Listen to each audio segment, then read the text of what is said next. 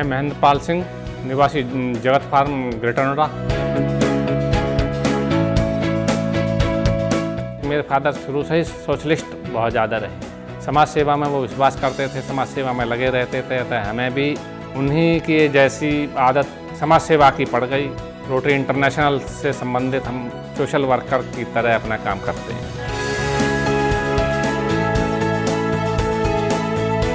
जो भी चुनौती हो गई थी, बार बार हमें उस पर कंसंट्रेट करना पड़ेगा। उसके हिसाब से जैसे काम की सिचुएशन बनती है वैसे काम करना पड़ेगा। लाइफ में बहुत चुनौतियां आई हैं, लेकिन बहुत धीरे धीरे हम लगे रहे तो सारी चुनौतियां धीरे धीरे सब सॉल्व हो गई।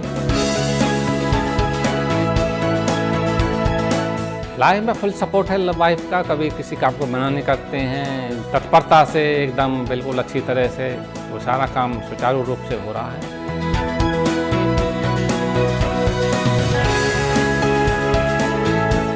युवा पीढ़ी को मैं समझता हूँ जी, सबसे पहले एजुकेशन, अच्छी एजुकेशन होगी, बच्चे पढ़ेंगे तो हमारे देश का अच्छा विकास होगा।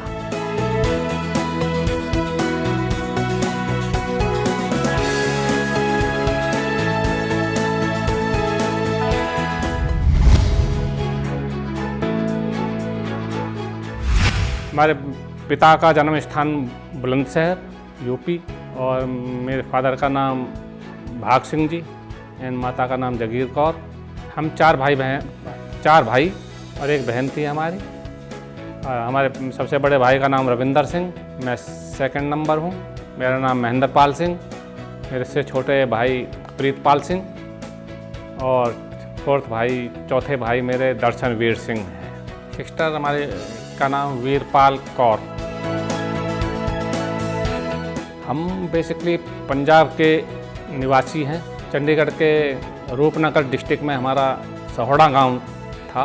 वो सन 1900 से पहले ही लगभग छोड़ के हम दूसरे गांव चंडीगढ़ के अपने जीरकपुर के पास एरो सिटी के बराबर में उस गांव में आ गए। हमारे चंडीगढ़ में वैसे उस टाइम ट्रक बसेस चलते थे, हम ट्रांसपोर्टर थे। ट्रक बस के चलते चलते हम दिल्ली शिफ्टिंग हो गए हमारे बाबा। उसके बाद हमारे बाबा ने सोचा कि ये दिल्ली शिफ्टिंग के बाद ये बच्चे यहाँ काम नहीं करेंगे, शहर में बच्चे काम नहीं करते हैं, इसीलिए वो जेवर के पास एक नौझील कस्बा है, दिल्ली से वहाँ शिफ्टिंग हो गए। फिर भी हमारी ट्रांसपोर्ट तो कंटिन्यू चली रही थी। वहाँ से फिर कुछ साल रह के हमारी फैमिली पूरी बुलंदशहर शिफ्ट हो गई और ट्रांसपोर्ट का हमारा कारोबार चल ही रहा था। वो वहीं से फिर हमारा हेड ऑफिस बुलंदशहर ही बन गया। उसके बाद में फिर कुछ लोग पाकिस्तान से इस एरिए में आते हैं, ग्रेटर नोएडा एरिए में। वहाँ पार्टीशन के सन 47-48 में वो यहाँ के बस गए। ये उस टाइम डिस्ट्रिक्ट बुलंदशहर का ही पार्ट होता था, इसलिए वो जो ज़मीनें खरीदते थे उसकी रजिस्ट्री कराने वो लोग बुलंदशहर जाते थे। तो हमारी फैमिली से मिलने लगे। वो हमारी फैमिली ने पूछताछ की, कैसे, कहाँ से आए हैं जी? हम वहाँ से आए हैं। अब सूरजपुर के आसपास बहुत अच्छी ज़मीनें हैं, वहाँ हम खेत खरीद रहे हैं। तो हमारे फैमिली को उन्होंने यहाँ आमंत्रित किया, भाई आप भी आएँ, देख लें यहाँ कुछ। उन दिनों शिकार बहुत होता था यहाँ, तो हमारी फैमिली यहाँ अपना शिकार खेलने के लिए यहाँ आने लगी। शिकार खेलते खेलते अब बुलंदशहर के सिकंदराबाद के नवाब होते थे उन दिनों, वो साथ में आते थे। फिर बुलंदशहर के डीएम साहब भी थे, हुए बाद में। वो भी शिकार खेलते खेलते कई साल यहाँ, सन 47 के बाद में सन 50 तक शिकार ही खेलते रहे। कोई ज़मीन खरीदने की हिम्मत नहीं की, इतना जंगल होता था बहुत ज़्यादा, ये किसी को कुछ नहीं दिखाई दे रहा था यहाँ। उसके बाद धीरे धीरे आते रहे, शिकार खेलते रहे। सन 51 में करीब हमारी फैमिली ने यहाँ एग्रीकल्चर लैंड खरीदनी शुरू की।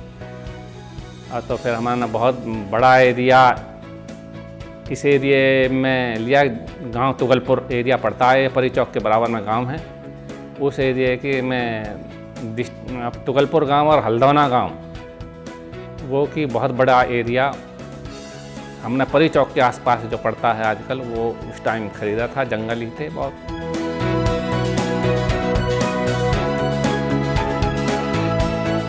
पहले मैं बुलंदशहर रहा था शुरू में 5 साल की उम्र तक बुलंदशहर हम रहे। बाकी हम फिर फैमिली का पार्टीशन हुआ तो हम जगत फार्म ही यहाँ शिफ्ट हो गए। खेती हम पिताजी के साथ में खेती का ही काम पूरा साथ देते थे। गाय भैंस है, हमारा खेत का काम जो भी होता था, हमने ट्रैक्टर चलाना रहा है काम। माता पिता के साथ पूरा सहयोग था। पिताजी भी हमारे सारा खेती करते थे, खेती का ही काम था यहाँ मछली, और तो इतना शहरी काम तो कोई था नहीं यहाँ ज़्यादा। वो और ना जाना आना ही था खेत में, वो बाहर उस टाइम शहर में, हमारा शहर से कोई रिलेशन नहीं था। खेत में ही हम तो बस यहीं ज़िंदगी इसी गांव में जगत फार्म के आसपास यहीं हमारे तो बीत गई।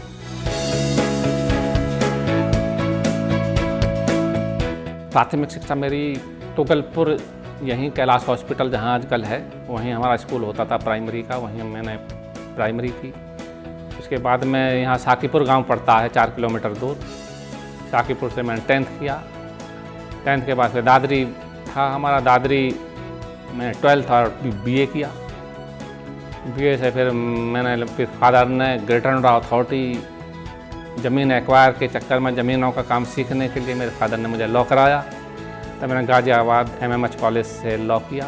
उसके बाद फिर मैंने बुलंदशहर डिस्ट्रिक्ट होता था उन दिनों, मैंने डिस्ट्रिक्ट बुलंदशहर प्रैक्टिस की। गौतम बुद्ध नगर डिस्ट्रिक्ट बना, उसके बाद फिर मैं यहीं पहला वकील था जो डिस्ट्रिक्ट गौतम बुद्ध नगर यहाँ कलेक्ट्रेट में बैठता था। 4-5 साल प्रैक्टिस करके मुझे छोड़ना पड़ा प्रैक्टिस, कि हमें फिर कंपनसेशन मिल गया यहाँ ग्रेटर नोएडा से, हमें पैसा फिर आगे भी ज़मीनें लेनी थी। कई महीने फिर हमने आपका हरियाणा और पंजाब में घूमे, तो फिर हमने पंजाब में और हरियाणा में एग्रीकल्चर लैंड। मेरी शादी 91 में हुई। मेरी वाइफ का नाम अरविंदर कौर है, और ये पंजाब डिस्ट्रिक्ट मोहाली जो है, वहाँ खरड़ तहसील पड़ती है, बिल्कुल लगी हुई है चंडीगढ़ के पास ही, वहाँ से बिलोंग करती हैं। उनका तो फुल सपोर्ट रहा है। पहले पुराने टाइम में तो हमारे 6-7 नौकर रहते थे, आदमी रहते थे खेत में काम करने वाले। उनके खाना बनाना सारा जो भी टाइम पे समय पे होता था, खाना बनाना ही मेन बात होती थी उन दिनों। उनका सबका खाना हमारे घर ही बनता था, यही बनाती थी उस टाइम। और सबसे बड़ा काम था वे 12-15 आदमियों का खाना बनाना पड़ता था एक टाइम में।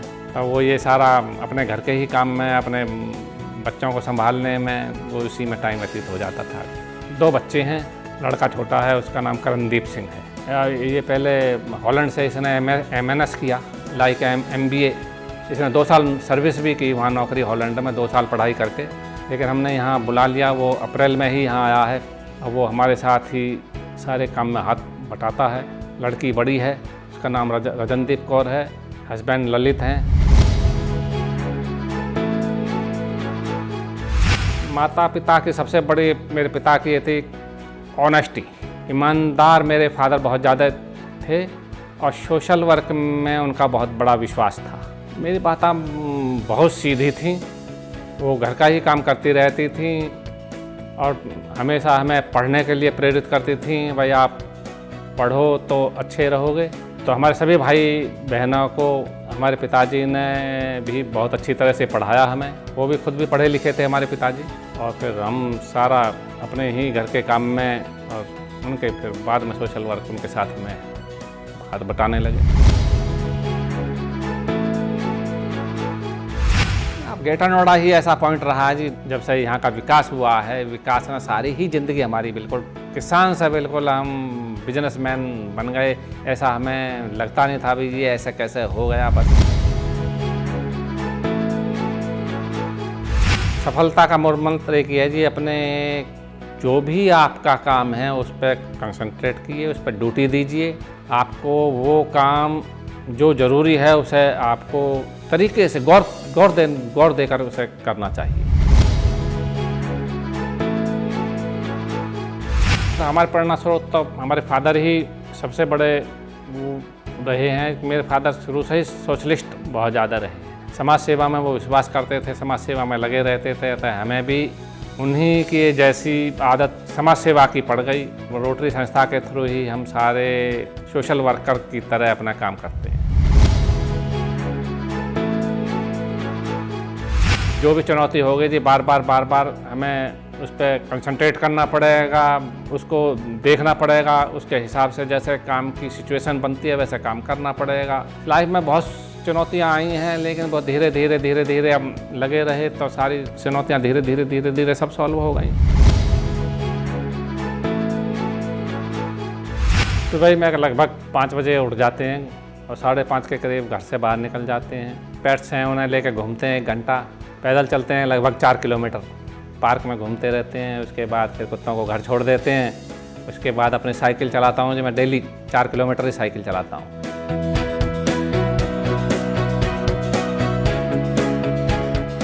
उसके बाद घर आ जाते हैं, चाय पीते हैं, उसी टाइम अखबार आ जाते हैं, 2-3 अखबार आते हैं, 1-1.5 घंटा अखबार पढ़ते हैं। 8 बजे के करीब फिर अब नहाने के लिए नहा धो कर तैयार होकर भाई इसी तरह रहते हैं। बैंक का काम हुआ या अपनी मार्केट का कोई किसी को प्रॉब्लम है, किसी की बिजली चली गई, किसी का कुछ है, मार्केट का अपना लोकल काम निपटाते रहते हैं। बाकी अपने हमारे भी कंस्ट्रक्शन का काम चलता रहता है अपना 5-6 बजे तक, शाम तक ऐसे ही टाइम पास हो जाता है। फिर 8 बजे के करीब हम अपना डिनर कर लेते हैं जी, और 9 बजे बिल्कुल बेड पे ही रहते हैं जी। 9 बजे तक अपना न्यूज़ व्यूज़ देखा, अपना 9 बजे अपना नींद आने लग जाती है, 9 बजे सो जाते हैं।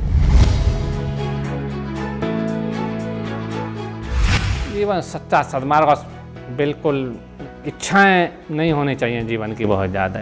तो इच्छाएं जितनी ज़्यादा होंगी उतना जीवन खिंड भिन्न होता है। बहुत इच्छाओं को लिमिटेड रख के आदमी बिल्कुल सही रहता है और सद्मार्ग पर चलता है। मुझे तो सबसे ज़्यादा वो बहुत सादगी से रहना ही बहुत पसंद है। घूमने फिरने का बहुत शौक़ है। मैं काफ़ी कंट्रियों में गया हूँ। हमारी रोटरी कन्वेंशन ही हर साल होती है। पोर्चुगल लिस्बन है राजधानी, वहाँ की कैपिटल, वहाँ हमारी थी एक बार। कनाडा 2 बार का हमारी कन्वेंशन हुई है। एक बार आपका मॉन्ट्रियल सिटी है कनाडा में, ओंटारियो सिटी में, एक बार टोरंटो में ही थी, और पिछले साल जर्मनी में थी, लास्ट ईयर जर्मनी में भी मुझे मौका मिला। फिर उसके साथ साथ हम 2-2, 3-3, 4-4 कंट्रियों में साथ जब भी जाते हैं 4-4, 5-5 कंट्रियों में एक घूमते हैं। धार्मिक स्थलों पर तो बहुत ज़्यादा गए हैं। आपका पहले तो स्वर्ण मंदिर, अब पंजाब के बहुत गुरुद्वारों में गए हैं। आपका चमकौर साहिब डिस्ट्रिक्ट रोपड़ में मैं बहुत गया हूँ। और आपका उत्तराखंड रेणुका जी का मंदिर है, ग्वालियर है, और इधर उधर साउथ में भी काफ़ी मंदिरों में, गुरुद्वारों में, बॉम्बे गुरुद्वारे में, नासिक गुरुद्वारे में, मनमाड़ गुरुद्वारे में, मैं काफ़ी मंदिरों में, आपका मथुरा, वृंदावन, सभी मंदिरों में मैं जा चुका हूँ। मेरी हॉबी सबसे ज़्यादा तो घूमने की है। घूमने की अब रोटरी कन्वेंशन हमारी होती है हर साल में एक बार, वर्ल्ड वाइड होती है। वो कहीं भी किसी भी कंट्री में हो जाती है।